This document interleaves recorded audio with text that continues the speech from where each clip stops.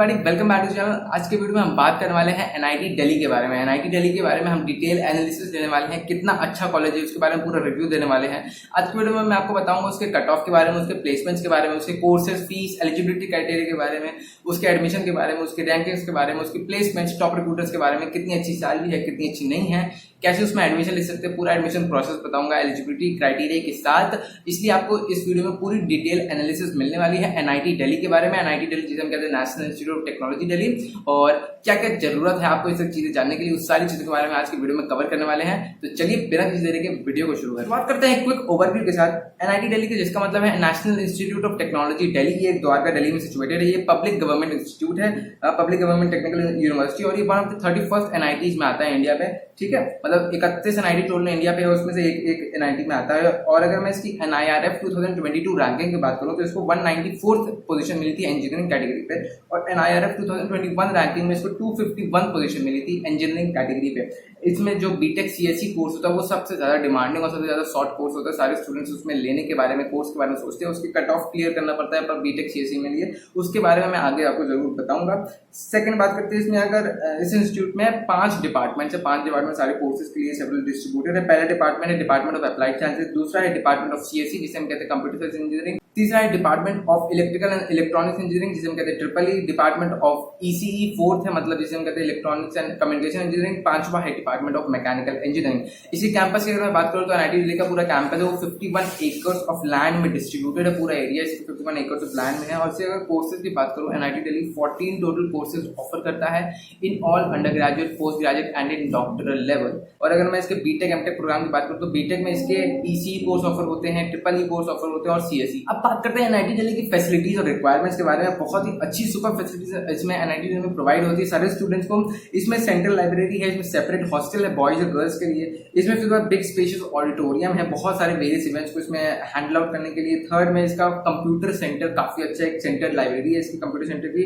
फिर उसके बाद इसमें स्पेशियस कोर्ट्स है सारे स्पोर्ट्स इवेंट्स के लिए और सारे वगैरह आपके एकेडमिक इवेंट्स के लिए लेने के लिए। इसमें हेल्थ सेंटर्स है, लार्ज लैबोरेटरीज भी अवेलेबल है, जिसकी वजह से एनआईटी दिल्ली की फैसिलिटीज काफी सुपर और टॉप नॉच हो जाती है। नंबर सेकंड में बात करते हैं एनआईटी दिल्ली के कोर्सेज, फीस और एलिजिबिलिटी क्राइटेरिया के बारे में। एनआईटी दिल्ली टोटल में 14 कोर्सेज ऑफर करता है in all UG, PG and doctor level, मतलब पीएचडी लेवल में भी ऑफर करता है। इस इंस्टीट्यूट में बीटेक और एमटेक प्रोग्राम है वेरियस स्पेशलाइजेशन में, जिसे हम कहते हैं ईसी में, ट्रिपल ई में और सीएससी में, एमई में वगैरह जैसे कोर्सेज स्पेशलाइजेशन ऑफर करता है। कोर्सेज की अगर मैं बात करूं उसके साथ फीस बताने वाला, उसके साथ एलिजिबिलिटी क्राइटेरिया भी बताऊंगा। पहले कोर्स की बात करूं तो बीटेक इन ट्रिपल ई, मतलब ट्रिपल ई का मतलब है इलेक्ट्रिकल एंड इलेक्ट्रॉनिक्स इंजीनियरिंग। उसकी फीस है टोटल फर्स्ट ईयर की फीस है 96,866 फर्स्ट ईयर की फीस है। एलिजिबिलिटी क्राइटेरिया है कि आपको 12th क्लास पास होना है with PCM and English as compulsory subject in class 12, और उसमें आपका एग्रीगेट आपका 60% होना चाहिए या तो फिर 6.5 सीजीपीए होना चाहिए आपका पीसीएम में।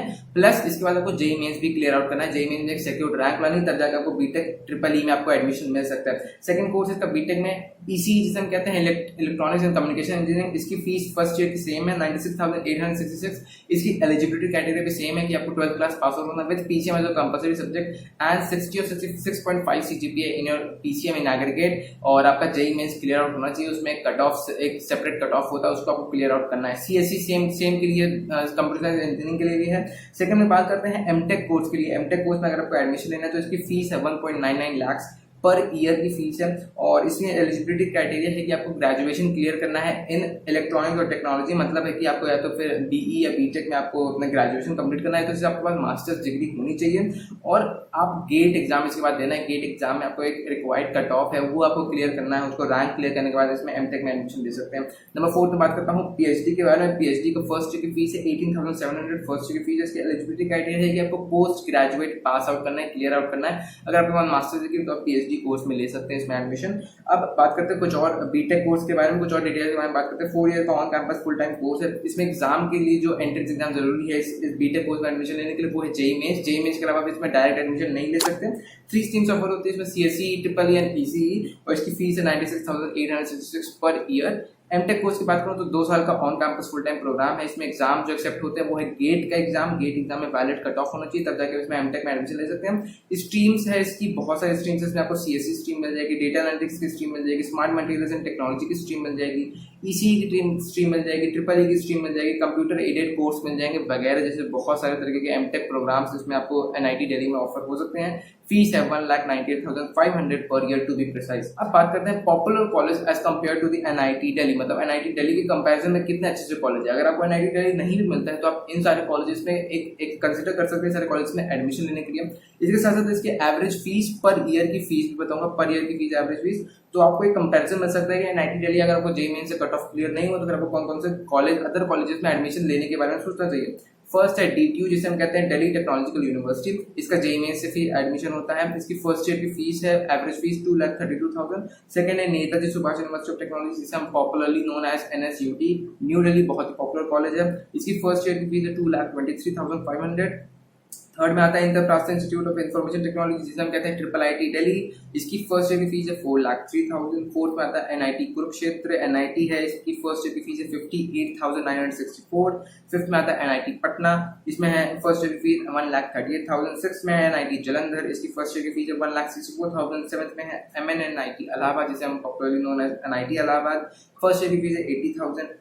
और फिर आता है Maulana Azad National Institute of Technology, जिसे हम कहते हैं एमएएनआईटी भोपाल, इसकी फर्स्ट ईयर की फीस है 57,650। अब बात करते हैं एनआईटी दिल्ली एडमिशन के बारे में। 2022 में आपको कैसे एडमिशन ले सकते हैं एनआईटी दिल्ली में। अगर आपको बीटेक और एमटेक कोर्स में अगर एनआईटी दिल्ली में एडमिशन लेना है तो किस तरीके से प्रोसेस है और कैसा कैसा क्राइटेरिया होता है, एलिजिबिलिटी क्राइटेरिया क्या है इसमें एडमिशन लेने का।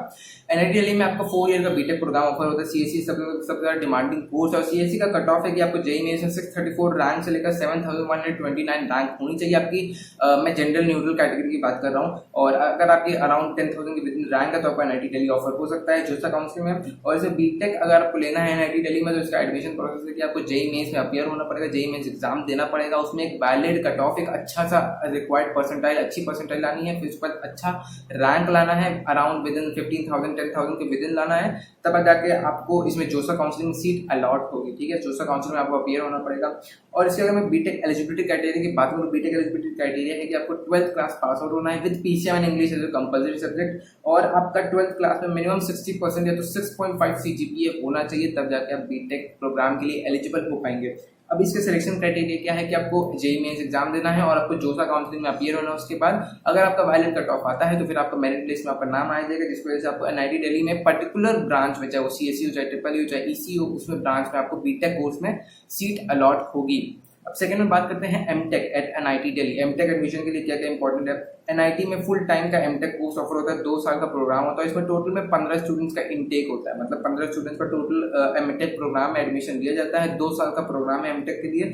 एडमिशन कैसे होता है, एडमिशन होता है आपका गेट एग्जाम से। एमटेक में अगर आपको एडमिशन लेना है तो आपको गेट एग्जाम क्लियर आउट करना पड़ेगा, उसमें पर्टिकुलर कट ऑफ को क्लियर करना पड़ेगा। हर कैटेगरी के अलग कट ऑफ होता है, तो फिर उसके हिसाब से आपको अपनी कैटेगरी के अराउंड उसमें कट ऑफ को एक मिनिमम रैंक लानी पड़ेगी एनआईटी दिल्ली में एमटेक प्रोग्राम लेने के लिए। इसके बाद गेट एग्जाम के बाद आपको सीसीएमटी काउंसलिंग में अपीयर होना पड़ेगा। सीसीएमटी काउंसलिंग में आपको इसमें सीट अलॉट होगी एनआईटी दिल्ली के लिए।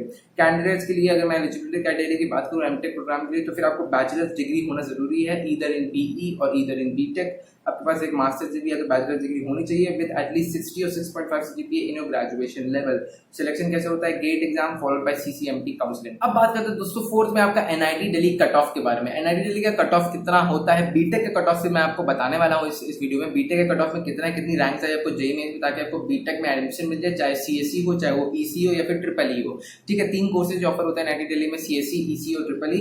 इन तीनों में आपको कैसे ब्रांचेस मिल सकते हैं, उसमें कितने हर कैटेगरी कट ऑफ बताने वाला हूँ। एक डिस्क्लेमर बताने वाला हूँ कि सारे कट ऑफ 2021 के मतलब प्रीवियस ईयर के हैं। आपके इस ईयर के कट ऑफ एनआईटी दिल्ली में जोसा काउंसिलिंग में अपीयर नहीं हुए, अभी तक रिजल्ट भी नहीं आया जेईई में 2022 का, तो ये प्रीवियस ईयर का कट ऑफ है। इसके अकॉर्डिंग आप अपना प्रेडिक्शन ले सकते हैं आपको कितनी रैंक चाहिए आपको एनआईटी दिल्ली पाने के लिए।